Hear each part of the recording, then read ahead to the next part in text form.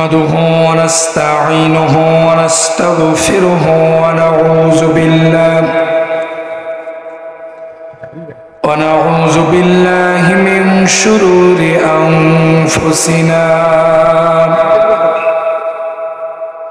ومن سيئات أعمالنا من يهده الله فلا مضل له ومن يضلل فلا هادي له ونشهد أن لا إله إلا الله وحده لا شريك له ونشهد أن سيدنا وحبيبنا ومولانا محمدا عبده ورسوله الذي أرسله بالحق بشيرا ونذيرا وداعيا إلى الله بإذنه وسراجا منيرا أما بعد فقد قال الله تعالى في كلامه المجيد وفرقانه الحميد সবাই পড়ুন أعوذ بالله من الشيطان الرجيم بسم الله الرحمن الرحيم في جنة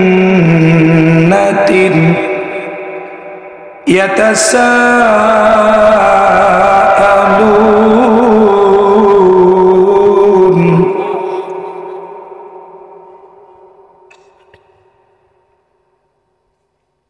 عن المجرمين ما سلككم في سقر قالوا لم نك من المصلين ولم نك نطعم المسكين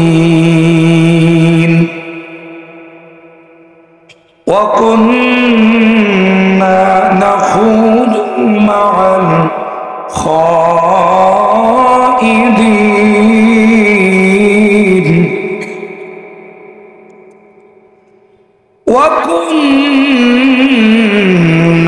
نكذب بيوم الدين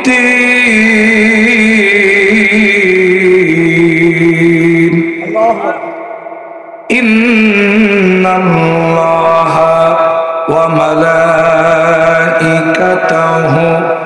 يصلون على النبي يا أيها الذين آمنوا صلوا عليه وسلموا تسليما সবাই জবান খুলে নবীর প্রেমে মাতোয়ারা হয়ে দিল থেকে উচ্চ আওয়াজে দুরূদ ইব্রাহিম পড়েন আল্লাহুম্মা সাল্লি আলা মুহাম্মাদ ওয়া আলা আলি মুহাম্মাদ কামা সাল্লাইতা আলা ইব্রাহিম ওয়া আলা আলি ইব্রাহিম ইন্নাকা হামিদুম মাজিদ اللهم بارك على محمد وعلى آل محمد كما باركت على إبراهيم وعلى آل إبراهيم إنك حميد مجيد বাংলাদেশের ঐতিহ্যবাহী জেলা শহীদের রক্ত স্নাত জমিন নীলফামারী জেলার সদর উপজেলার সিপাহীপাড়া ঈদগাহ ও কবরস্থানের মরহুমার রুহের মাগফিরাতের উদ্দেশ্যে এলাকাবাসীর উদ্যোগে আয়োজিত সিপাহীপাড়া কবরস্থান ও ঈদগাহ মাঠে অনুষ্ঠিত তৃতীয় বার্ষিকী ঐতিহাসিক তাফসীরুল কোরআন মাহফিল 2024। আজকের মাহফিলের পরম শ্রদ্ধাভাজন জনাব সভাপতি, এলাকার সর্বজন শ্রদ্ধাভাজন ব্যক্তিত্ব জনাব মোহাম্মদ আব্দুর রশিদ প্রামাণিক সাহেব, কোরআনের মাহফিলের সভাপতিত্বের খাতিরে কাল কিয়ামতের কঠিন বিপর্যস্ত ময়দানে এ মাহফিল আল্লাহ রাব্বুল আলামিন ওনার জন্য নাজাতের ওসিলা যেন বানিয়ে দেন, আমরা সকলে বলি আল্লাহুম্মা আমিন। আজকের মাহফিলের পরম শ্রদ্ধাভাজন সম্মানিত প্রধান অতিথি, নীলফামারী গণমানুষের প্রিয় নেতা, আমি আল্লাহর জন্য যাকে অন্তরস্থল থেকে ভালোবাসি, হাফেজে কোরআন ডক্টর মোহাম্মদ খায়রুল আনাম সাহেব, নায়েবে আমির, রক্তে গড়া সংগঠন বাংলাদেশ জামাত ইসলামী নীলফামারী জেলা শাখা। আজকের মাহফিলের প্রধান পৃষ্ঠপোষক আমার বাম পাশে বসা 13 নম্বর চড়াইখোলা ইউনিয়ন পরিষদের সম্মানিত শ্রদ্ধাভাজন মাননীয় চেয়ারম্যান মহোদয় মোহাম্মদ মাসুম রেজা সাহেব, অত্যন্ত বিনয়ী একজন মানুষ। আল্লাহ রাব্বুল আলামিন সম্মানিত চেয়ারম্যান মহোদয়কে হযরত ওমরের মতো কবুল মঞ্জুর করে নিন, আমরা সকলে বলি আল্লাহুম্মা আমিন। আজকের মাহফিলের সম্মানিত উদ্বোধক জনাব মোহাম্মদ জাকারিয়া মোহাম্মদ শফিউর রহমান শফি, বিশেষ অতিথিবৃন্দ, আমন্ত্রিত অতিথিবৃন্দ, মাহফিল পরিচালনায় ডক্টর মোহাম্মদ ওলিয়ার রহমান সাহেব সহ আজকের মাহফিলের আমন্ত্রিত ওলামায়ে কেরাম, বিশেষ করে আমার পূর্বে অত্যন্ত জ্ঞানগর্ভ আলোচনা রেখে আপনাদেরকে মুগ্ধ করেছেন সুললিত কণ্ঠের অধিকারী,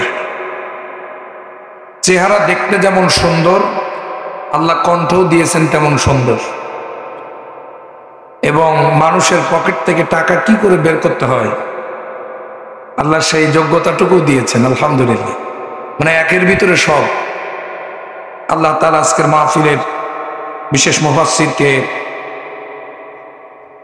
আরো সম্মানিত করুন। জনাব হযরত মাওলানা জুবায়ের আহমেদ রহমানী রংপুর, আরো কথা বলেছেন হাফেজ মোহাম্মদ রবিউল ইসলাম সাহেব সহ আমার সম্মুখ উপবিষ্ট তাওহীদি জনতার এক অংশ, পর্দার অন্তরালে অবস্থানরতা, সর্বগুণে গুণান্বিতা, অবলা সরলা, পদ্মানাসিনা ধার্মিকা আমার সম্মানিতা মা এবং বোনেরা, সকলকে জানাচ্ছি আমার অন্তরস্থল হৃদয়ের কুন্দল মনের মণিকূট থেকে আপনাদের উদ্দেশ্যে সশ্রদ্ধ সালাম। কারো জবান বন্ধ থাকবে না, স্বতঃস্ফূর্ত ভাবে কৃপণতা না করে সালামের জবাবটা দিয়ে দেন। আসসালামু আলাইকুম ওয়া রাহমাতুল্লাহি ওয়া বারাকাতুহু। আপনারা সবাই কেমন আছেন? 5 তারিখের আগে কেমন ছিলেন? খারাপ ছিল নাকি? না, মুমিন যে অবস্থায় থাকবে প্রশংসা করবে কার? আল্লাহর নামে এত আস্তে নিলেন কেন? ভয় করে আপনাদের না? এখনো ভয়ের সময় আছে? যেরকম আছে, মুমিন যে অবস্থায় থাকে সে অবস্থায় মুমিন শুকরিয়া আদায় করে আল্লাহর।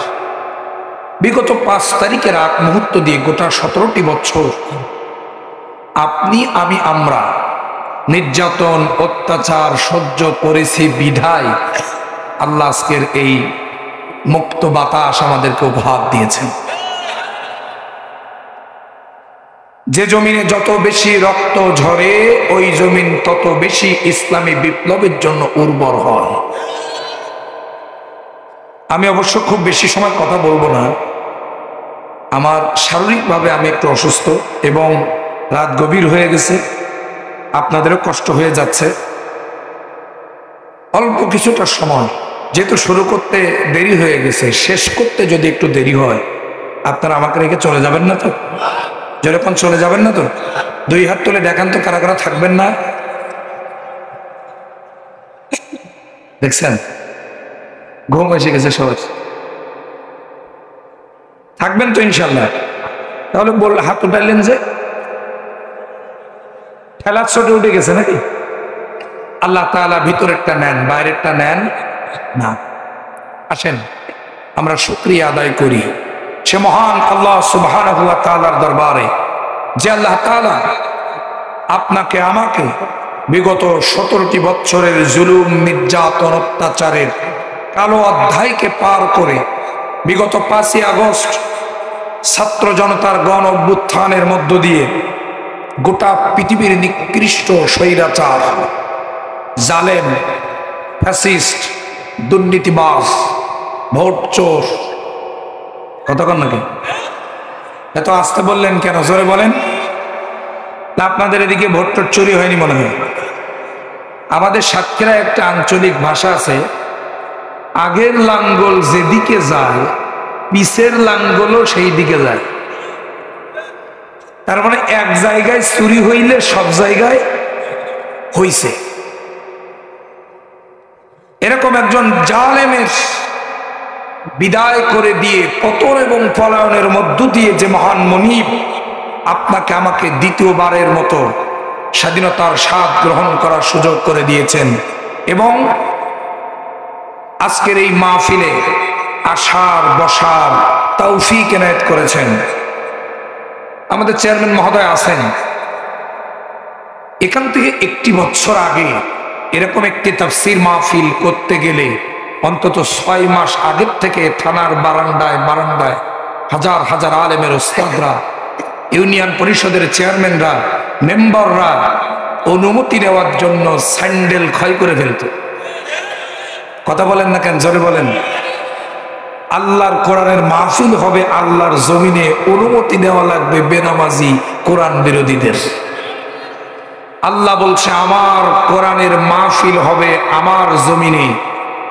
এটা যারা বন্ধ করেছো, এটা যারা 144 ধারা জারি করেছো, কোরআনের মাহফিলে অনুমতি দিয়ে টালবাহানা করে মাহফিলের দিন সকালবেলা আবার সেই মাহফিলকে বন্ধ করে হাজার হাজার টাকা, লক্ষ লক্ষ টাকা যারা কর্তৃপক্ষের নষ্ট করেছ, আমি আল্লাহ তোদের জন্য এ জমিনকে 1 ইঞ্চি জমিন আমি আল্লাহ তাআলা তোদের জন্য বসবাস করার উপযুক্ত রাখি নাই। কথা বলেন ঠিক কিনা? বিশ্ববরেণ্য মুফাসসিরে কোরআন আল্লামা দেলওয়ার হুসাইন সাইদি রাহিমাহুল্লাহ ইন্তেকাল করলেন, শাহাদাত বরণ করলেন। ওনার ওসিয়ত ছিল ওনার দাফনটা যেন খুলনার ওনার প্রতিষ্ঠিত দারুল কোরআন সিদ্দিকিয়া কামিল মাদ্রাসা চত্বরে জায়গা ছিল, ওখানে যেন করা হয়। এক শ্রেণীর ভারতের নাস্তিক বেঈমান জালেমদের পা চাটা গোলামেরা আল্লামা সাইদি শাহাদাত বরণ করার পরে তারা আন্দোলন শুরু করলো খুলনায়, যে খুলনার জমিনে কোনো রাজাকারের কবর দেওয়া আমরা এটা হতে দেব না। আচ্ছা, একটা মানুষকে কবর দিতে কতটা জায়গা লাগে? আপনাদের কবরস্থান আছে, কতটা জায়গা লাগে বলেন? 3.5 হাত। আমার ভাইয়েরা, 3.5 হাত জায়গা ওরা বিশ্ববরেণ্য মুফাসসিরকে দেয় নাই। আল্লাহ গোটা বাংলাদেশের 56,000 বর্গ মাইল তাদের জন্য হারাম ঘোষণা করেছে। কথা বলেন ঠিক কিনা? আল্লাহ পাক রব্বুল আলামিন বলছেন, ওয়ায়ামকুরুনা ওয়ায়ামকুরুল্লাহ আল্লাহু খায়রুল মাকিরিন। ওরা ষড়যন্ত্র করে ইসলামের বিরুদ্ধে, আমি আল্লাহ কৌশল করি ওদের বিরুদ্ধে, আর আমি আল্লাহ হলাম উত্তম কৌশলী। ওরা বলতো খেলা হবে, ফাইনাল খেলাটা আল্লাহ রাব্বুল আলামিন খেলে দিয়েছেন। কথা বলেন ঠিক না ঠিক? আল্লামা দেলওয়ার হুসাইন সাইদি রাহিমাহুল্লাহর নামটা কিয়ামত পর্যন্ত বাংলার জমিনে সম্মানের সাথে উত্তোলন করা হবে। আর পক্ষান্তরে স্বৈরাচার জালেম আর তার পাঁচটা গোলামদের নাম যখন মানুষ উচ্চারণ করবে, জুতা হাতে নিয়ে তারপর উচ্চারণ করবে। কথা বলেন ঠিক কিনা? আমার ভাইয়েরা, যে আল্লাহ রাব্বুল আলামিন আপনাকে আমাকে এরকম একটা মুক্ত পরিবেশ দান করলেন, আমরা খুশি না বেজার? আরো যারা কোন খুশি না বেজার? কম না বেশি? যদি খুশি হয়ে থাকেন, আকাশ বাতাস মুখরিত করে শরীরের সবটুকুন শক্তি কণ্ঠের আগায় নিয়ে এসে শুকরিয়ার ঝান্ডাটা আর সাজিমে পৌঁছায় দেন। চিৎকার করে বলুন আলহামদুলিল্লাহ। আরো জোরে বলুন আলহামদুলিল্লাহ। লক্ষ কোটি দুরুদার সালাম বিশ্ব মানবতার মহান মুক্তির দিশারি, নির্যাতিত, নিষ্পেষিত, লাঞ্ছিত, বঞ্চিত, শোষিত মানবতার পরম বন্ধু, কাল কিয়ামতের কঠিন বিপর্যস্ত ময়দানে আপনার আমার জন্য একমাত্র সুপারিশকারী আকায়ে নামদার তাজেদার মদিনা জনাবে মুহাম্মদুর রাসূলুল্লাহ, সকলে বলেন না সাল্লাল্লাহু আলাইহি ওয়াসাল্লাম। শহীদ ভাইদের রুহের মাগফিরাত কামনা করি। আল্লাহ জমিনে আল্লাহ দিন প্রতিষ্ঠার আন্দোলন করতে গিয়ে বুকের তাজা রক্ত জমিনে যারা ঢেলে দিয়েছেন, বিগত 5ই আগস্টের এই যে জুলাই বিপ্লবে যারা বুকের তাজা রক্ত জমিনে ঢেলে দিয়েছেন, আল্লাহ তাআলা যেন তাদের প্রত্যেকের কবরগুলোকে জান্নাতুল ফিরদাউসের সৌচ্চ মাকাম বানায় দেন। আমরা সকলে বলি আল্লাহুম্মা আমিন। সাথে সাথে এই সিপাহীপাড়া কবরস্থানে যত মরহুম মরহুমা শুয়ে আছেন, কারো ভাই, কারো বাবা, কারো মা, কারো বোন, কারো সন্তান চলে গেছে। এই পৃথিবীর একটা চরম বাস্তবতা কি জানেন? খুব মনোযোগ দিবেন কথাগুলো। এই পৃথিবীর একটা চরম চিরন্তন সত্য কথা হলো, এমন একজন ব্যক্তি এই পৃথিবীতে নাই যার কেউ না কেউ অন্ধকার কবরে যায় নাই। কথা কি বুঝেছেন? এমন একজন ব্যক্তি নাই যার কেউ না কেউ কবরে যাই নাই, অর্থাৎ কেউ না কেউ কবরস্থ হয়েছেন, কবরে চলে গিয়েছেন। আমাদেরকেও যেতে হবে। যারা আজকের এই সিপাহীপাড়া কবরস্থানে ঘুমিয়ে আছেন, ওনারা যখন চলে গিয়েছিলেন অনেক টাকা পয়সা ছিল, অনেক অর্থ সম্পদ ছিল, অনেক ক্ষমতা ছিল, অনেক সম্মান প্রতিপত্তি ছিল, কিন্তু যখন চলে গিয়েছেন কিছুই নিয়ে যেতে পারেন নাই। 3.5 হাত একটি কাপড় দিয়ে পেঁচায়া সুন্দর করে ওই কবরের ভিতরে রেখে এসেছেন। যে কবর, যেই কাপড়টা পরিয়েছেন ওই কাপড়ের পকেট পর্যন্ত নাই। ঠিক কিনা বলেন? যারা চলে গেছেন তারা আমাদের জন্য শিক্ষা, তারা আমাদের জন্য লিড, একটা সিঁড়ি রেখে গিয়েছেন যে ও সিপাহীপাড়া এলাকার মানুষ, ও নীলফামারীর এলাকার মানুষ, আমি যেমন খালি হাতে এই সাদা কাপড় পরে অন্ধকার গহীন কবরে চলে যাচ্ছি, তোমাদেরকেও কিন্তু একদিন এভাবেই অন্ধকার গহীন কবরে চলে আসতে হবে। সুতরাং প্রস্তুতি গ্রহণ করো। কিন্তু যেমন মৃত্যু চিরন্তন সত্য, আমাদের এটাও তেমন চিরন্তন সত্য, আমরা প্রতিনিয়ত মানুষদেরকে কবরে দাফন করছি। আচ্ছা, আপনাদের এই কবরস্থানে সর্বশেষ দাফন হলো কতদিন হবে? সর্বশেষ 15 দিন আগে। 15 দিন আগে একটা কবরে আপনি দাফন করলেন, কবরস্থ করলেন। উচিত ছিল এই মৃত্যু থেকে শিক্ষা গ্রহণ করে নিজেকে পরিবর্তন করা। করতে পেরেছেন? এত আস্তে বললেন কেন? জোরে বলেন, করতে পেরেছেন? সুতরাং তাহলে আমাদের কি হলো? এই মৃত্যু থেকে, কবর থেকে আমাদেরকে কি শিক্ষা আমরা নিতে পারলাম? যদি শিক্ষা নিয়ে জীবন পরিবর্তন করতে পারতাম, তাহলে আপনার আমার একটি জানাজা, একটি মৃত্যু, একটি দাফন, একটি কাফন হয়ে যেতে পারত আমার জীবন পরিবর্তনের জন্য যথেষ্ট। ঠিক কিনা বলুন? আরো জোরে বলুন, ঠিক না বে ঠিক? সুতরাং প্রত্যেককে চলে যেতে হবে। চলে যাওয়ার পূর্বে আপনাকে আমাকে প্রস্তুতি গ্রহণ করতে হবে। আসুন, ওই কবরে যাওয়ার পর কবর থেকে আমাদেরকে আবার আল্লাহ রাব্বুল আলামিন উঠাবেন কাল হাসরের ময়দানে। কথা বলেন, আরো জোরে বলেন। আমার ভাইরা, বেশি সময় কথা বলবো না, কিছু সময় কথা বলবো, একটু অন্তর দিয়ে কথাগুলো বোঝার চেষ্টা করবেন। একজন মানুষের জন্য মৃত্যুর পর 2টা বাসস্থান আছে। জোরে কোন কয়টা? আরো জোরে কোন।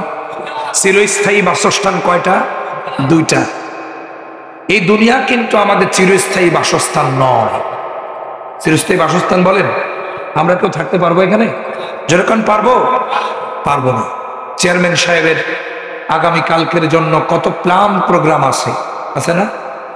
ডক্টর খায়রুল আনাম সাহেবের আগামী কালকের জন্য কত প্ল্যান প্রোগ্রাম আছে। মাওলানা আফজাল হুসাইন জিহাদির জুবায়ের আহমেদ রহমানির কত প্ল্যান প্রোগ্রাম আছে। কিন্তু আমরা আগামীকাল যেতে পারবো তার কোনো গ্যারান্টি নাই। এক্ষুনি আমার মৃত্যু হয়ে যেতে পারে, কবরস্থান রেডি আছে, ঠিক কিনা বলুন? তো এই দুনিয়া আমাদের চিরস্থায়ী বাসস্থান নয়। আমাদের চিরস্থায়ী বাসস্থান মৃত্যুর পরে দুইটা। জোরে কোন কয়টা? দুইটা। কবরও কিন্তু আমাদের চিরস্থায়ী বাসস্থান না, কথা বুঝতে হবে। কবরও কিন্তু চিরস্থায়ী বাসস্থান নয়। চিরস্থায়ী বাসস্থান দুইটা, একটা হলো জান্নাত আর একটি হলো জাহান্নাম। এখন বলুন, জান্নাতি আর জাহান্নামী দুইটা গ্রুপ কি সমান? আস্তে বলেন কেন, জোরে কোন সমান? আল্লাহ রাব্বুল আলামিন বলেন, লা ইয়াস্তাউই আসহাবুন নারি ওয়া আসহাবুল জান্নাহ আসহাবুল জান্নাতি হুমুল ফাইজুন। আল্লাহ পাক বলছেন, লা ইয়াস্তাউই আসহাবুন নার ওয়া আসহাবুল জান্নাহ, জান্নাতি আর জাহান্নামী দুটো গ্রুপ কখনো সমান নয়। আসহাবুল জান্নাতি হুমুল ফাইজুন, যারা আল্লাহর জান্নাতে চলে যাবে, জান্নাতের মেহমান হবে, জান্নাতের আসহাব হবে, ওরাই হবে প্রকৃত সফল কাম। যেরকম সুবহানাল্লাহ। জান্নাতি আর জাহান্নামী দুটো গ্রুপ কখনো সমান হতে পারে না। এখন আমরা জান্নাতে যেতে চাই নাকি জাহান্নামে যেতে চাই? এই তো আসতে বললেন কেন? যেরকম জান্নাতে নাকি জাহান্নামে? জান্নাতে যেতে চান কারা কারা? দুই হাত তুলে আল্লাহকে দেখান, লিল্লাহে তাকবীর। আমরা সবাই চাই আল্লাহর জান্নাত, জাহান্নাম থেকে বাঁচতে চাই। জাহান্নাম থেকে বাঁচতে পরেই আল্লাহ পাক আমাদেরকে কোথায় দিবেন? কথা বোঝেন, একটু জবাব দেন, কোথায় দিবেন? জাহান্নাম থেকে যদি আমরা বাঁচতে পারি আল্লাহ কোথায় দিবেন? অপশন তো দুইটা, হয় জান্নাত না হয় জাহান্নাম। আমার ভাইরা, জাহান্নাম থেকে যদি বাঁচা যায় তাহলে আল্লাহ কোথায় দিবেন? জান্নাতে দিবেন। আজকের আমাদের আলোচনার মূল বিষয় হলো জাহান্নামে মানুষ কেন যাবে আর জাহান্নাম থেকে বাঁচতে আমাদের কি কি করণীয়। ইনশাআল্লাহ। আসেন আমি আপনাদের সম্মুখে পবিত্র কোরআনুল কারীমের সূরা মুদ্দাসসির, একটু আওয়াজ করে বলেন কোন সূরা? আরো জোরে কন্যা, কোন সূরা? সূরা মুদ্দাসসির এর 40 থেকে 46 7টি আয়াতে কারিমা তেলাওয়াত করেছি। আজকের এই আয়াত অনুযায়ী 4 শ্রেণীর মানুষ আল্লাহর জাহান্নামে যাবে। যেরকম কয় শ্রেণী? সবাই হাত তোলেন, সবাই সবাই সবাই দেখেন তো কে হাত তুলেনি, দেখেন তো, দেখেন দেখেন দেখেন দেখেন কে হাত তুলেনি। ঘুমাইছে কে? জোর করে হাত তুলে দেন, বলেন কয় শ্রেণী? আরো জোরে, জোর হলো না, হাত নামান। 4 শ্রেণীর মানুষ আল্লাহ জাহান্নামে যাবে। তারা কারা এবং তাদের পরিচয় কি আমরা জানার চেষ্টা করব সূরা মুদ্দাসসিরের আলোকে ইনশাআল্লাহ। এখন আসেন, সূরা মুদ্দাসসির কোরআনুল কারীমের ৭৪ নম্বর সূরা। একটু আওয়াজ দিয়ে বলুন তো কত নম্বর সূরা? আরো যেরকম কত নম্বর সূরা? ৭৪ নম্বর সূরা।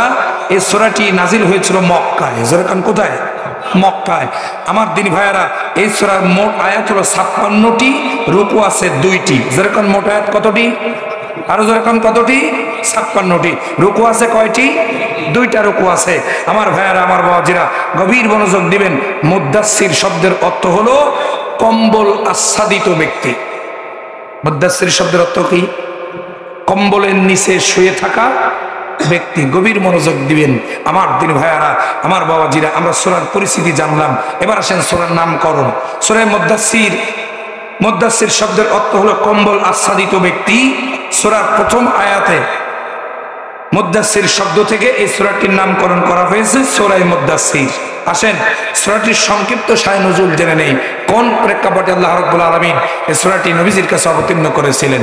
আমার দিনী ভাইয়েরা, রাসূল করিম সাল্লাল্লাহু আলাইহি ওয়াসাল্লাম গোটা সমাজকে অন্যায় অবিচার মুক্ত করার জন্য হেরা নামক গুহায় পাহাড়ের গুহায় আল্লাহ রাসূল সাল্লাল্লাহু আলাইহি সাল্লাম ধ্যানে মগ্ন ছিলেন।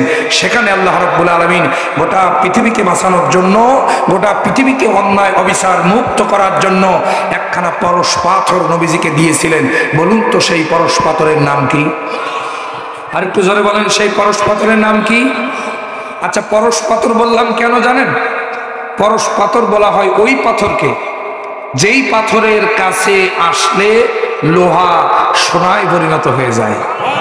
একটু জোরে কন্যা সুবহানাল্লাহ। আচ্ছা, এই পরশ পাথর কি কেউ দেখেছেন? যদি দেখে থাকেন একজন হাত তোলেন তো। আসলে বাস্তবে কোনো পরশ পাথর নাই, এটা হলো কাল্পনিক রূপকথার একটি গল্প। বাস্তবে যদি কোনো পরশ পাথর থাকে তার নাম কোরআন, কেবলমাত্র কোরআন, শুধুমাত্র কোরআন, একমাত্র কোরআন। সুবহানাল্লাহ বলবেন না? সম্মানিত ভাইয়ারা আমার, পরশ পাথরের কাছে লোহা আসলে যেমন সোনায় পরিণত হয়ে যায়, আল্লাহ নবী বিশ্ব নবী জনাবে মুহাম্মদ রাসূলুল্লাহ সাল্লাল্লাহু আলাইহি ওয়াসাল্লাম এমন একটি সমাজ ব্যবস্থায় তিনি আগমন করেছিলেন যেই সমাজে চুরি ছিল, ডাকাতি ছিল, জেনা ছিল, ব্যভিচার ছিল, হত্যা ছিল, খুন ছিল, গুম ছিল, রাহাজানি ছিল। এমন কোন অন্যায় ছিল না যে মানুষ করত না। এমনকি কন্যা সন্তান জন্মগ্রহণ করাকে তারা অপরাধ মনে করত। মেয়ে হলে পরে আষাঢ় মেরে মেরে জীবন্ত কন্যা সন্তানকে মেরে মরুভূমির মধ্যে বালি চাপা দিয়ে কবর দিয়ে দিত। ওই একটি সমাজে আল্লাহ রাসূল সাল্লাল্লাহু আলাইহি সাল্লাম আসলেন, সঙ্গে আল্লাহ পাক দিলেন একখানা পরশ পাথর। যেই পরশ পাথরের নাম কি? আর একটু জোরে বলেন কি নাম? এই কোরআনুল কারীম তথা পরশ পাথর দিয়া আল্লাহর হাবিব জনাব মুহাম্মদ রাসূলুল্লাহ সাল্লাল্লাহু আলাইহি ওয়াসাল্লাম গোটা সমাজকে কোরআনের আদলে নিয়ে আসলেন। কোরআনের দাওয়াত দিয়ে দিয়ে আল্লাহ রাসূল গোটা সমাজটাকে কোরআনের আদলে যখন নিয়ে আসলেন, গভীর মনোযোগ দিবেন, যারাই ছিল চোর তারাই হয়ে গেল সম্পদের পাহারাদার। আরো জোরে কন্যা সুবহানাল্লাহ, আরো জোরে কোন সুবহানাল্লাহ। যারা ছিল নারী সতীত্বের জম, ওরাই হয়ে গেল নারী সতীত্বের হেফাজতকারী। যারা ছিল মানুষের রাষ্ট্রীয় সম্পদের আত্মসাৎকারী, তারাই হয়ে গেল রাষ্ট্রীয় সম্পদের পাহারাদার। লোক তৈরি হয়ে গেল হযরতে ওমর, হযরতে আবু বকর, হযরতে উসমান, হযরতে আলী রাদিয়াল্লাহু তাআলা আলাইহিম আজমাইন। আল্লাহ রাসূল সাল্লাল্লাহু আলাইহি ওয়াসাল্লাম সোনালী যুগ তৈরি করলেন। আল্লাহ নবী বিশ্ব নবী নিজে মুখে স্বীকার করলেন, বলে দিলেন, খয়রুল কুরুনি করনি, সর্বশ্রেষ্ঠ যুগ আমি মুহাম্মদ, আমার যুগ। যেরকম সুবহানাল্লাহ। আমার ভাইরা, এবার আপনারা বলুন তো সেই সোনালী যুগ তৈরি হয়েছিল পানি পড়া দিয়া? এত আস্তে বললেন কেন? আরো জোরে কান। ঝাড় ফুঁক করে, পীর মুরিদি করে, খানকার ভিতরে বসে জিকির করে? না। কিভাবে তৈরি হয়েছিল? সেই সোনালী যুগ তৈরি হয়েছিল আল কোরআনের পার্লামেন্ট গঠনের মধ্য দিয়ে। আরো জোরে বলেন, কথা ঠিক কিনা? এবার আওয়াজ দিয়ে বলেন, আজকের বর্তমান সমাজে চুরি আছে না নাই? আরো জোরে কান, আছে না নাই? 5 তারিখের আগে বেশি ছিল, এখন একটু কমছে। হ্যাঁ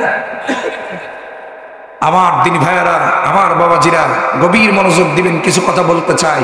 লক্ষ্য করেন, 5 তারিখের পরে দেশ পরিবর্তন হয়ে যাওয়ার পরে এখন পর্যন্ত সংবিধান কি পরিবর্তন হয়েছে? পরিবর্তন হওয়ার সম্ভাবনা আছে? আমার দিনী ভাইয়েরা, গভীর মনোযোগ দিয়ে কথাগুলো শোনার চেষ্টা করবেন। মানব রচিত কোনো মতবাদ দিয়ে এ সমাজ থেকে অন্যায় অবিচার দূরীভূত করা যাবে না। কথা বলেন ঠিক না ঠিক?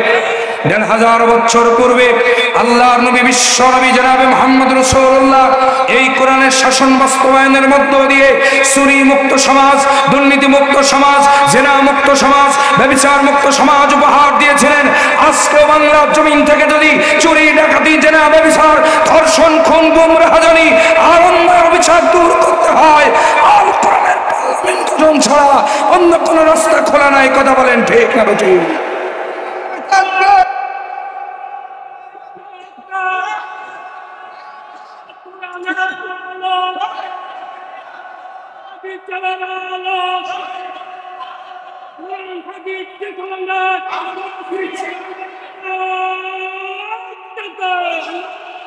আমার দিনী ভাইয়ারা, সেই কোরআনের রাজ কায়েমের জন্য যদি বাংলার জমিনে আবারও ডাক দেওয়া হয়, কোরআনের শাসন প্রতিষ্ঠার জন্য যদি বাংলার জমিনে আবারও ডাক দেওয়া হয়, রাজপথে মাথায় কামনের কাপড় বেঁধে প্রয়োজনে জীবন বাজি রেখে সংগ্রাম করতে রাজি আছেন কারা কারা? দুই হাত তুলে আল্লাহকে দেখা দেন।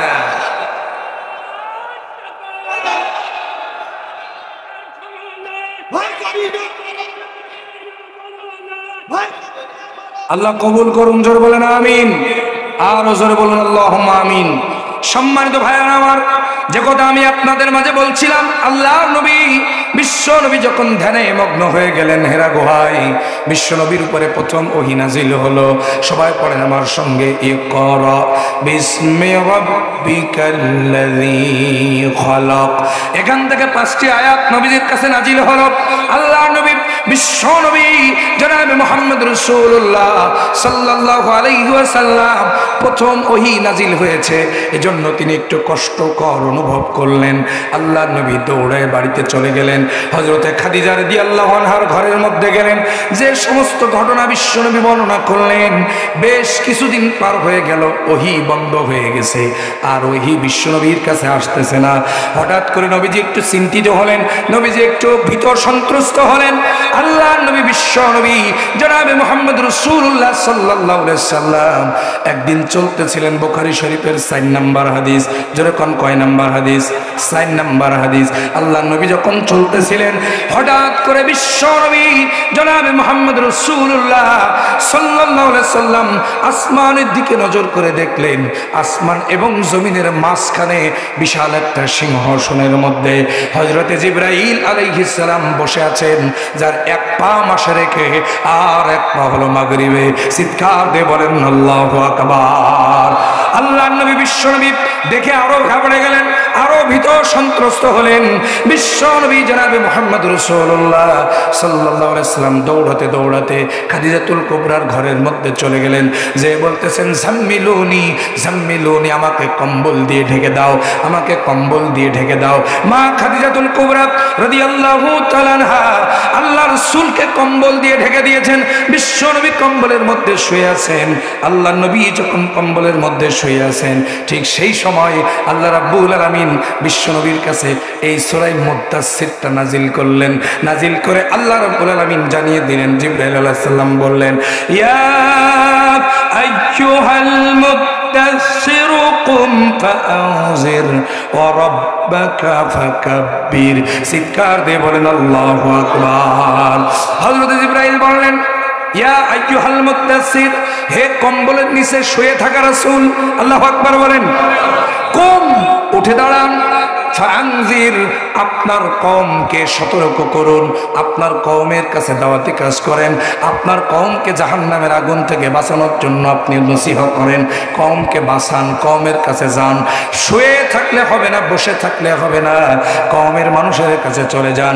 ওয়া রাব্বাকা ফাকাব্বির, আপনার রবের বড়ত্ব ঘোষণা করুন, অর্থাৎ উচ্চ স্বরে আপনার রবের তাকবীর দেন। চিৎকার দিয়ে বলেন আল্লাহু আকবার। বিগত 17 বছর বাংলার জমিনে আমরা মন খুলে আল্লাহু আকবারের তাকবীর দিতে পারি নাই। কথা বলেন ঠিক না বেঠিক? যারা আল্লাহু আকবারের স্লোগান দিয়েছে, ওই নাস্তিক বেঈমান ভারতের পাঁচআটা গোলামেরা, স্বৈরাচার জালেমরা বলেছে এই নারায়ে তাকবীর আল্লাহু আকবার এটা জামাত ইসলামের দলীয় স্লোগান। কথা বলেন, কথা বলেন, আর জোরে বলেন। আমার ভাইয়ারা, এটা কোনো দলীয় স্লোগান নয়। আল্লাহ পাক বলছেন রাব্বাকা ফাকাব্বির। তাকবীর যদি হয়, স্লোগান যদি দিতে হয়, একজনের নামেই স্লোগান হবে, তিনি কে? আর একটু জোরে বলতে হবে, তিনি কে? আল্লাহ ছাড়া পৃথিবীতে আর কারোর নামে স্লোগান হবে না। কথা বলেন ঠিক কিনা? আমার ভাইরা, সুতরাং আমরাও সেই আল্লাহ রাব্বুল আলামিনের উপরে ভরসা করে বিগত 17 বছর এই সুযোগের অপেক্ষায় ছিলাম। আল্লাহ রাব্বুল আলামিনের জমিনে যারা আল্লাহর তাকবীর ধ্বনি দিতে বরণ করত, আল্লাহর তাকবীর ধ্বনি দিতে যারা নিষেধ করেছে, দলীয় স্লোগান বলে চালানোর চেষ্টা করেছে, আল্লাহ পাক তাদের হাত থেকে জমিনকে উন্মুক্ত করেছেন। এখন আমাদের সামনে শুধু একটি মাত্র স্লোগান, লিল্লাহে তাকবীর। এবং এই স্লোগান বদরের প্রান্তরে দিয়ে মুসলমানরা বিজয় অর্জন করেছে। এই স্লোগান উহুদের ময়দানে দেওয়া হয়েছে, এই স্লোগান খন্দকের প্রান্তরে দেওয়া হয়েছে, এই স্লোগান ইয়ারমুকের প্রান্তরে দেওয়া হয়েছে, এই স্লোগানে স্পেন বিজয় করা হয়েছে, এই স্লোগান দিয়ে তুরস্ক বিজয় হয়েছে, এই স্লোগান দিয়ে বাংলার জমিনে আগামীতে পার্লামেন্ট তৈরি হবে, আর সেই পার্লামেন্ট হবে কোরআনের পার্লামেন্ট। কথা বলেন ঠিক কিনা? আর হুজুর বলেন কথা ঠিক কিনা? আমার দিনী ভাইয়ের, আমার বাবাজিরা, সুতরাং আল্লাহু আকবারের স্লোগানে যারা বাধা দেয়, আল্লাহ তাদের জন্য জমিনকে হারাম করে দেন। কথা বলেন ঠিক না বেঠিক? স্লোগান কারো বাবার নামে হবে না, কারো স্বামীর নামে হবে না, স্লোগান হবে আল্লাহর নামে। যারা বলেন কার নামে? আল্লাহর নামে স্লোগান হবে। আল্লাহ তাআলা এই স্লোগানকে বৈধতা দিলেন, বললেন হে রাসূল আপনি উঠুন, উঠে আপনার কওমকে সতর্ক করুন এবং আপনি আপনার রবের তাকবীর ধ্বনি দেন। যেরকম সুবহানাল্লাহ। এই সূরাটি তখন নবীজির কাছে অবতীর্ণ হলো। আমার ভাইরা, তাহলে প্রথমে আমরা সূরার পরিচিতি জানলাম, এরপরে সূরার নামকরণ জানলাম, তারপরে শানে নুজুলটা সংক্ষিপ্ত আকারে জেনে নিলাম। এবার আমরা জানবো ব্যাখ্যা। যেরকম কি জানবো বলেন? আরো যেরকম কি জানবো? ব্যাখ্যা জানবো। যে আয়াতে কারিমা আমি আপনাদের মাঝে তেলাওয়াত করেছি, এখান থেকে আমরা আলোচনা করব এবং সর্বশেষ তার থেকে শিক্ষা গ্রহণ করে আমরা বাড়ি ফিরে যাব ইনশাআল্লাহ। আমাকে একটু সময় আপনারা দিবেন তো ইনশাআল্লাহ? যেরকম দিবেন। আয়াত তেলাওয়াত করেছি সূরা মুদ্দাসসিরের 40 থেকে 46, 60টি আয়াত। যেরকম কয়টা আয়াত? আরো যেরকম কয়টা? কয় শ্রেণীর মানুষ জাহান্নামে যাবে? যেরকম কয় শ্রেণী? 4 শ্রেণী। তারা কারা? এটা বলার আগে আসুন আমরা একটু জাহান্নামের পরিস্থিতি, ভয়াবহতা সম্পর্কে আমরা সংক্ষিপ্ত আকারে একটু জেনে নেই। আমার ভাইয়েরা, আপনাদেরকে আমি একটা প্রশ্ন করতে চাই। বলুন তো জাহান্নাম কয়টা? কয়টা? কয়টা? 7টা নাকি? জাহান্নাম কয়টা? 7টা। এই উত্তরটা ভুল। এই উত্তরটা কি? ভুল।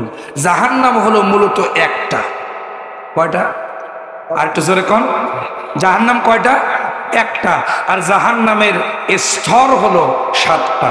যেরকম কয়টা স্তর? 7টা। জান্নাত মূলত কয়টা? একটা। জান্নাতের স্তর মূলত কয়টা? 8টি স্তর। সম্মানিত ভাইয়েরা আমার, 1 নম্বর স্তরের নাম হলো জাহান্নাম। 7টি স্তর এবং তার পরিচিতি একটু সংক্ষিপ্ত আকারে জেনে নেন। 1 নম্বর স্তরের নাম কি? সবাই জোরে কোন 1 নম্বর স্তরের নাম কি? জাহান্নাম। আল্লাহ রাব্বুল আলামিন সূরা নাবার 21 এবং 22 নম্বর আয়াতে কারিমার মধ্যে সুন্দর করে বলছেন, ইন্না জাহান্নামা কানাত মিরসাদা লিত্তাগিনা মাআবা। চিৎকার দিয়ে বলেন আল্লাহু আকবার। আল্লাহ রাব্বুল আলামিন বলেন নিশ্চয়ই সীমালঙ্ঘনকারীদের জন্য রয়েছে জাহান্নাম। কাদের জন্য?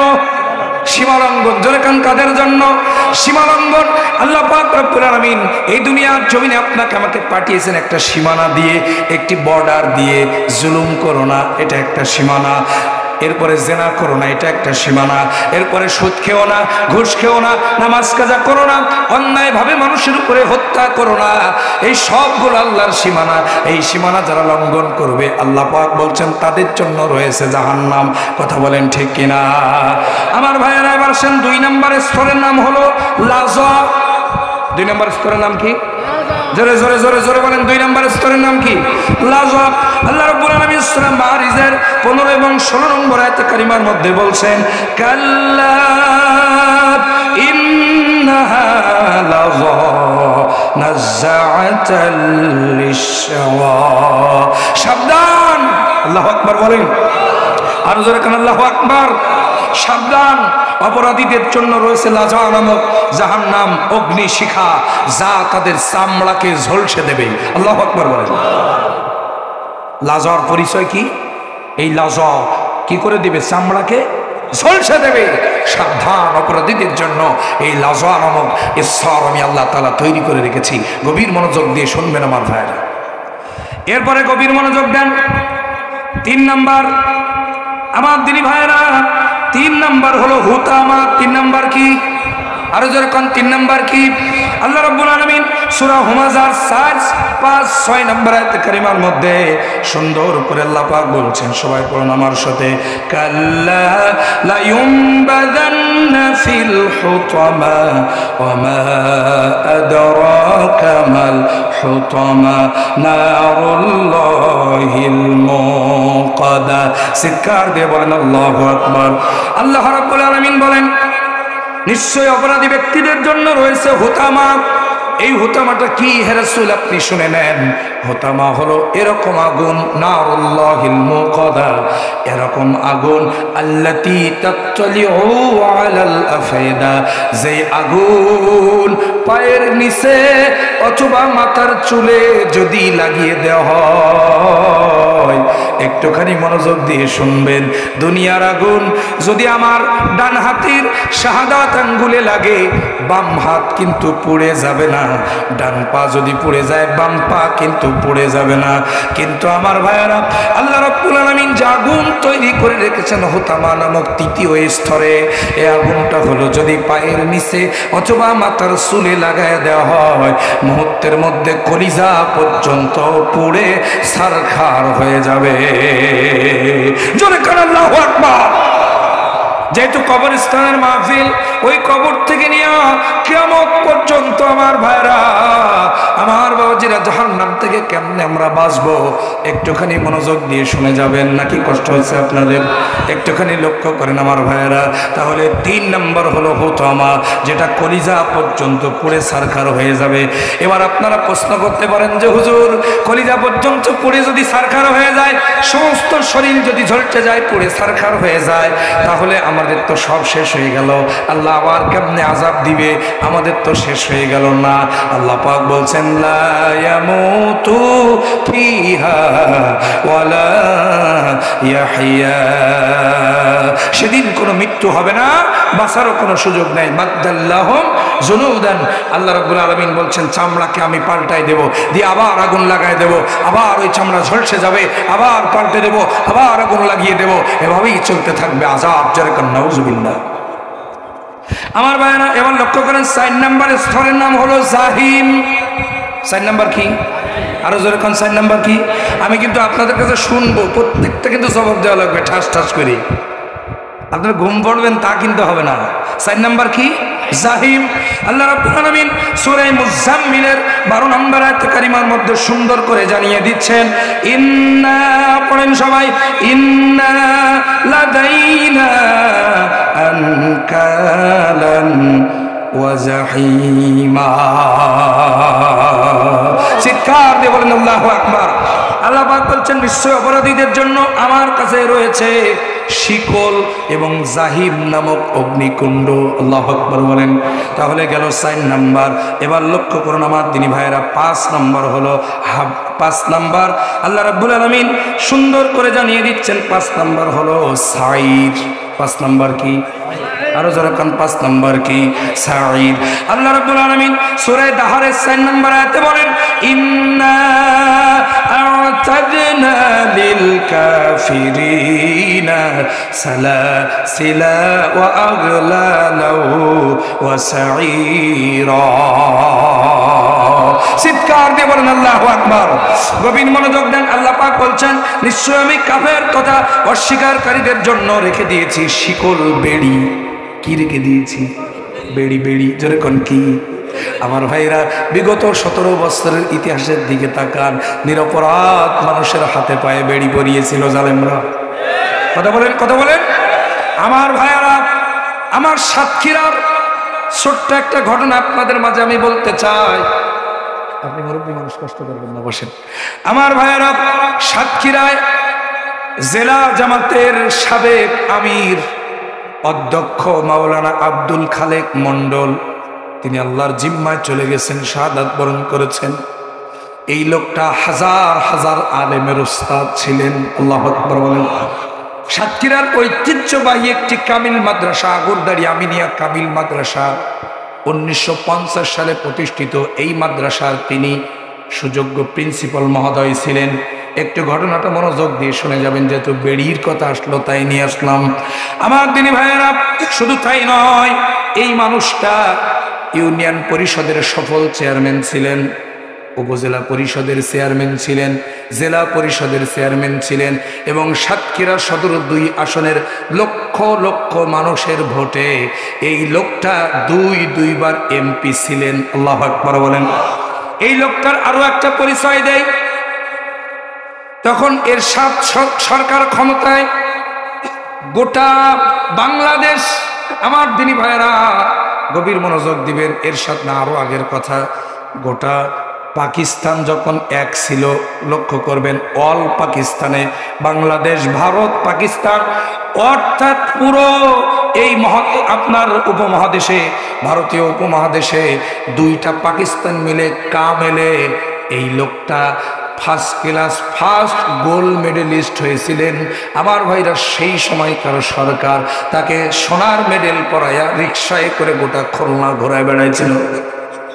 আমার দিনী ভাইয়েরা লক্ষ্য করেন, শুধুমাত্র ইসলামী আন্দোলন করার অপরাধে, আল্লাহর জমিনে আল্লাহর দ্বীন প্রতিষ্ঠার আন্দোলন করার অপরাধে ওরা এই হাজার হাজার আলেমের উস্তাদকে আমার ভাইয়েরা গ্রেপ্তার করে জেলখানার মধ্যে দিল। গভীর মনোযোগ দিবেন, একজন কুলাঙ্গার ওসি হুজুরকে যেই দিন গ্রেপ্তার করেছিল, গাড়িতে হুজুরকে উঠায়া বুকে একটা লাথি মেরে হুজুরকে এভাবে দিয়েছিল, বুট পায়ে দিয়ে লাথি মারছে। আমার দিনী ভাইয়েরা গভীর মনোযোগ দিবেন,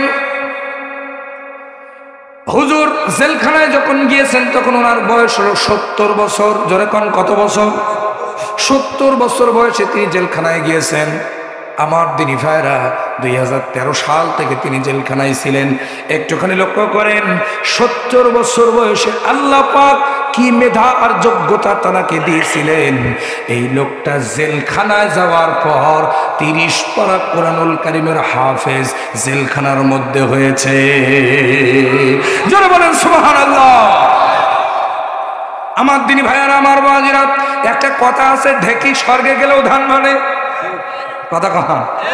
ইসলামী আন্দোলনের কর্মীরা জেলখানায় গেলে পরেও সেখানে দাওয়াতি কাজ হয়, কথা বলেন ঠিক কিনা?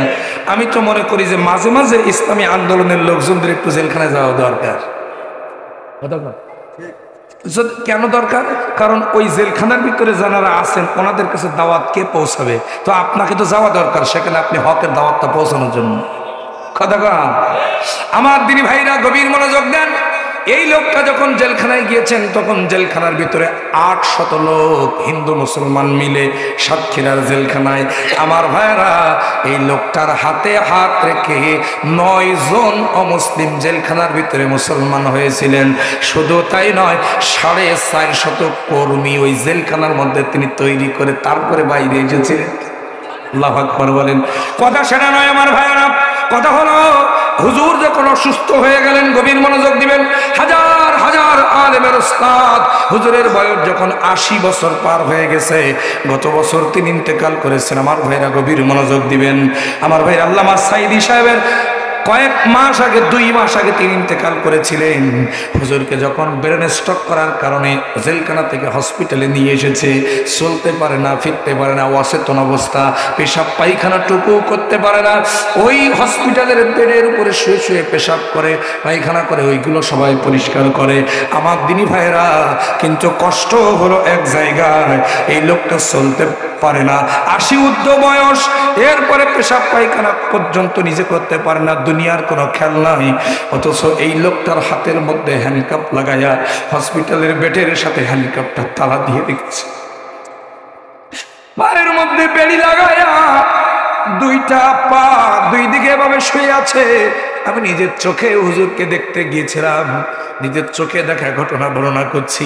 হুজুরের পায়ের মধ্যে বেড়ি লাগায়া আমার ভাইরা ওই বেড়ি আবার শিকল তালা দিয়া হসপিটালের বেডের সাথে বেঁধে রাখছে। শুধু তাই নয়, হাজার হাজার আলেমের ওস্তাদের কোমরের মধ্যে দড়ি বেঁধে, দড়িটা আবার পুলিশেরা ওই হসপিটালের বেডের সঙ্গে বেঁধে রেখেছে।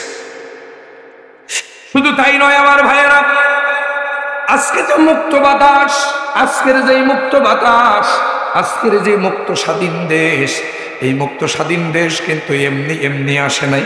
আপনি যদি মনে করেন জুলাই আন্দোলনের মাধ্যমে শুধু বিপ্লব হয়েছে, তা নয়। এই বিপ্লবের সূচনা হয়েছে আরো অনেক আগে, 2006 সালের 28শে অক্টোবর। কতক্ষণ আমার ভাইরা, শুধু ইসলামী আন্দোলন করার অপরাধে এই আওয়ামী লীগের তৎকালীন সরকার ঘোষণা দিয়ে ওই বাংলাদেশের সমস্ত জায়গা থেকে আমার দিনী ভাইরা লগি বইটা নিয়ে ওই ঢাকায় উঠে আমার ইসলামী আন্দোলনের বাংলাদেশ ইসলামী ছাত্র শিবিরের ভাইদেরকে পিটিয়ে পিটিয়ে সাপের মতো পিটিয়ে হত্যা করেছিল। যেই দিন যেই একটি ফোঁটা জসিম ভাইয়ের শিবন ভাইয়ের একটি ফোঁটা রক্ত এই জমিনে যেই দিন পড়েছিল, মনে করেন ওই দিন থেকে এ বাংলার জমিন জীবন এই 2024-এর স্বাধীনতার জন্য উন্মুক্ত উর্বর হয়ে গিয়েছিল। কথা বলেন ঠিক কিনা? আমার ভাইয়ের পেছনে অনেক ইতিহাস, অনেক রক্ত, অনেক জীবন গিয়েছে। চূড়ান্ত বিজয় হয়েছে ছাত্র বৈষম্য বিরোধী আন্দোলন দিয়া। আমার ভাইরা যে কথা বলতেছিলাম, কষ্ট হচ্ছে না তো আপনাদের? আমার ভাইরা, হুজুরের এখানে কিন্তু শেষ না। এই লোকটা অর্থাৎ এই হাজার হাজার আলেমের ওস্তাদ জেলখানার ভিতরে ওই বন্দি অবস্থায় হসপিটালে ইন্তেকাল করলেন। ইন্না লিল্লাহি ওয়া ইন্না ইলাইহি রাজিউন। চতুর্দিকে খবর ছড়িয়ে গেল, নেতাকর্মীরা তার হাজার হাজার ছাত্ররা কেন্দ্রে বুক ভাসায়। আমার দিনী ভাইয়েরা, কিন্তু সব চাইতে কষ্ট লেগেছিল আর একটা জায়গায়। আমার ভাইরা তারা লাশ নিয়ে যে তালবাহানাটা করেছিল, আমার ভাইরা হুজুরের লাশটা দিয়ে দিলে পরে তারা পরিবার দাফন করবে এই কথা বলে তাদেরকে ডেকে দিয়েছে যে তোমরা আসল লাশটা দিয়ে দেওয়া হবে। কিন্তু লাশটা আমার ভাইরা সুস্থ অবস্থায় লাশটা দেয় নাই। এই 90 ঊর্ধ্ব বয়স মানুষটাকে, 80 ঊর্ধ্ব বয়স মানুষটাকে, একে তো তার চলাফেরার সক্ষমতা নাই, পেশাব পায়খানা পর্যন্ত করতে পারে না, নিজের কোনো জ্ঞান ছিল না। আবার মারা যাওয়ার পর পোস্টমর্টম করে সমস্ত শরীর কেটে ছিঁড়ে শেষ করে ফেলেছে। মাথা ফাটিয়েছে, মাথার ভিতর থেকে সব কেটে এরপরে সেলাই দিয়েছে, তাড়াহুড়ো করে মোটা মোটা সুই দিয়ে সেলাই দিয়েছে সুতা দিয়া। এরপরে সমস্ত হাড় দিল কলাজা সব কেটে কুটে ছারখার করে তারপরে লাশটা দিয়েছে, এরপরে দাফন হয়েছে। আমার দিনী ভাইয়ারা, আমার বাবাজিরা শুনে রাখেন, এই জুলুম আল্লাহ রাব্বুল আলামিন সহ্য করেন না। কথা বলেন ঠিক কিনা? ওই মাজলুমের প্রত্যেক ফোঁটা চোখের পানি খুনি হাসিনা এবং তার পাঁচরে গোলামদের জন্য টম্বমাত চাইতে ভয়ানক অস্ত্র হয়ে ওদের মস্তক খান খান করে ভেঙে আল্লাহ একটা ফ্রি কিক দিয়া মা বাবার দিল্লি পাঠায় দিয়েছে। কথা বলেন ঠিক কিনা? আমার ভাইয়ারা, আল্লামা সাঈদী সাহেব বলেছিলেন, আমাদেরকে যারা মৌলবাদী বলো তারা হলো আগাবাদী। কথা বলেন। 2000 সালের চট্টগ্রাম প্যারেড ময়দানের তাফসীর মাহফিলের তৃতীয় দিনের এই বক্তব্যটা আপনারা দেখে নেবেন। আমাদের যারা মৌলবাদী বলো ওরা হলো আগাবাদী, আমরা যারা মৌলবাদী আমরা আছি মূলে। মূল হলো কোরআন, মূল হলো হাদিস, মূল হলেন আল্লাহ, মূল হলেন আল্লাহ রসুল। আমরা আছি মূলে। আর আমাদের যারা মৌলবাদী বলো তোমরা থাকো ওই গাছের আগায়, আমরা মূলে। লাফালাফি বেশি করবা না, 12 কোটিতে গাছের গোড়া আস্তে নাড়া দেবে, মামু বাড়ি দিল্লি গিয়া পড়বা। বলেছিলেন না আল্লামা সাঈদী? আল্লামা সাঈদী ছিলেন বাংলার জমিনে একজন জীবন্ত আল্লাহর ওলি। কথা বলেন না কেন? এবং তার প্রত্যেকটি কথা বাংলার জমিনে হাড়ে হাড়ে খেটে গিয়েছে। কথা বলেন ঠিক কিনা? এবং আমরা শেষমেশ দেখলাম 24 বছর পর তার ভবিষ্যৎবাণী খেটে গিয়ে সেই জাগার মাল জাগায় গেছে। কথা বলেন, কথা বলেন, কথা বলেন। আমার দিনী ভাইরা, তিনি আরো একটা কথা বলেছিলেন, শুনে রাখো, ইন্দুরের গর্ত পাবা না পালাবার জন্য। কথা বলেন ঠিক কিনা? আমার দিনী ভাইরা, আমরা একটা কথা স্পষ্ট বলতে চাই, তুমি পৃথিবীর যে প্রান্তে থাকো না কেন, তোমাকে ইন্দুরের গর্ত পর্যন্ত পালাবার সুযোগ দেওয়া হবে না। পায়ের মধ্যে সেগুলি লাগালা জমিনে এনে আল্লামা সাঈদী হত্যা মামলায় ফাঁসির কাস্টে ঝোলানো হবে। কথা বলেন ঠিক কিনা? এর পক্ষে আছেন কারা কারা? 2 হাত তুলে আল্লাহকে দেখা।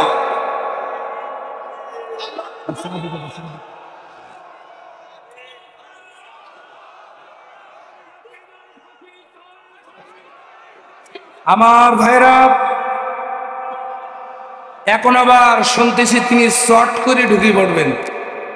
কথা কান আরো জোরে কান। আমরা বলছি শর্ট করে না, শর্ট পরে ঢুকেন। কথা কান, কথা কান। আরো জোরে বলেন, শর্ট করে না, প্রয়োজনে শর্ট করে তারপরে ঢুকিয়েন। আর তুমি যদি শর্ট করে ঢোকো, আমরা কট করে ধরে ফেলবো। আর বাংলার জমিনে আয়না ঘরও রেডি আছে। কথা বলেন, কথা বলেন, আরো জোরে বলেন, কথা ঠিক কিনা? আয়না ঘরও রেডি আছে। তবে আমাদের আয়না ঘরের নির্যাতন একটু অন্য কায়দায় হবে। ওরা করেছে আয়না ঘরের কায়দায়, আর আমাদের আইন আমরা হাতে তুলে নেব না। আইন আইনের গতিতেই চলবে। আইনি প্রক্রিয়ায় তাকে এনে মহিলা পুলিশ দিয়া ওই আয়না ঘরে ঢুকাইয়া উল্টো করে ঝুলাই দেওয়া হবে। কথা বলেন, কথা বলেন। এবং নির্যাতন হবে চিরুনি ঘরের কায়দায়। কি ঘর? চিরুনি দিকে এদিকে কি বলে? চিরুনি বলে। হ্যাঁ, চিরুনি ঘর। আমার ভাইরা তার মানে উল্টা করে ঝুলাইয়া চিরুনি, লোহার চিরুনি দিয়া গাছ থেকে প্রতিদিন 100 গ্রাম করে গোস্ত কেটে নেওয়া হবে। কথা বলেন, ঠিক না ঠিক? আমার দিনী ভাইয়েরা, যে কথা বলতেছিলাম, হক্কানি আলেমদের কোমরে দড়ি বেঁধে আর পায়ে হাতে বেড়ি পরাইছিল যারা, কিয়ামতের ময়দানে জাহান্নামের বেড়ি তাদের জন্য রেডি আছে। বলছেন কে? আর জোরে কোন বলছেন কে? আল্লাহ বলছেন, যারা আমার দিনকে অস্বীকার করেছে, যারা আমার দিনের সাথে কুফরি করেছে, আমার সাথে যারা কুফরি করেছে, তাদের জন্য রেখে দিয়েছি শিকলের বেড়ি। যেরকম কি রেখে দিয়েছি? শিকলের বেড়ি। আর শুনে রাখো, সাইর নামক জাহান্নাম। তাহলে 5 নম্বর স্তরের নাম হলো সাইর। 5 নম্বর স্তরের নাম কি? এবার লক্ষ্য করেন আমার ভাইরা, 6 নম্বর স্তরের নাম হলো সাকর। 6 নম্বর স্তরের নাম কি? আরো জোরে কোন? সাকর। আল্লাহ পাক সূরা মুদাসসিরের 26 থেকে 29 নম্বর আয়াতে কারিমার মধ্যে বলছেন, সাউসলিহি সাকর ওয়া মা আদরাকা মা সাকর লা তুবকি ওয়া লা নাযার লাওয়াহাতুল লিল বাশার। চিৎকার দিয়ে বলেন আল্লাহু আকবার। আল্লাহ পাক রব্বুল আলামিন বলছেন, অচিরেই আমি অপরাধী ব্যক্তিকে সাকরে প্রবেশ করাবো। হে রাসূল, আপনি কি জানেন সাকর কি? যা বাকি, আমার ভাইরা, সাকর হলো যা কোনো আযাব বাকিও রাখবে না, ছাড়ও দেবে না, যা মানুষের চামড়াকে ঝলসে দেবে। চিৎকার দিয়ে বলেন আল্লাহু আকবার। এবার লক্ষ্য করেন আমার ভাইরা, 7 নম্বর হলো হুতামা। 7 নম্বর হলো হাবিয়া। 7 নম্বর কি বলেন? আরে জোরে কন্যা, 7 নম্বর কি? আমার দিনী ভাইয়েরা, গভীর মনোযোগ দিবেন।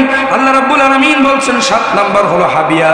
সূরা করিয়া দেখেন 8 থেকে 11 নম্বর আয়াত। আল্লাহ রাব্বুল আলামিন বলছেন, সবাই পড়েন আমার সঙ্গে, ওয়া আম্মা মান খাফফাত মাওয়াজিনুহু ফাউম্মুহু হাওিয়া ওয়া মা আদরাকা মা হিয়া নারুন হামিয়া। যেরকম আল্লাহু আকবার। কিয়ামতের ময়দানে যার নেকের পাল্লা ভারী হবে, আল্লাহু আকবার বলেন। আরো জোরে কান আল্লাহু আকবার। নেকির পাল্লা যার ভারী হবে, গুনার পাল্লা যার হালকা হবে, এই লোকটা জান্নাতে যাবে। কিন্তু নেকির পাল্লা যার হালকা হয়ে যাবে, গুনার পাল্লা যার ভারী হয়ে যাবে, আমার দিনী ভাইরা, ওই লোকটাকে হাবিয়া নামক জাহান্নামে দেওয়া হবে। আমার ভাইরা, আল্লাহ পাক বলছেন, হুজুর হাবিয়া কি জিনিস আপনি কি জানেন? আল্লাহ রাসূল বলছেন, না আমি তো জানি না। আল্লাহ রাব্বুল আলামিন ডাক দিয়ে বলছেন, শুনুন, হাবিয়া হলো এরকম আগুন, যা প্রজ্বলিত আগুন, জ্বলন্ত আগুন। আমার ভাইরা, 6টি 6 এবং একটি হাবিয়া 7, 7টি স্তরের কথা আমি আপনাদের মাঝে বললাম। এবার মনে শুনে রাখেন, জেনে রাখুন, এই 7টি স্তরের মধ্যে সবচেয়ে ভয়ানক জায়গা হলো এই হাবিয়া। অর্থাৎ 7টি স্তরের সবচেয়ে নিম্নতম স্তর, অর্থাৎ নিচে থাকবে হাবিয়া, আর হাবিয়ার উপরে থাকবে 6টি স্তর, এবং বাকি 6টি স্তর। এই হাবিয়া দোজকের, হাবিয়া নামক এই আযাবের জায়গাটার আযাবের স্তরটা এত কঠিন হবে, এত ভয়ানক হবে, এত আযাব তাতে কঠিন হবে। এই হাবিয়া দোজক থেকে অন্য 6টি স্তর আল্লাহর কাছে প্রতিনিয়ত ক্ষমা চায়, পানা চায়। চিৎকার দিয়ে বলেন না আল্লাহু আকবার। আল্লাহ পাক যেন আমাদেরকে জাহান্নামের আগুন থেকে বাঁচান। জোরে কোন আমিন। আর জোরে বলুন আমিন। এই 7টি স্তর। এখন আপনি বলেন, আপনি কোন স্তরে যাবেন?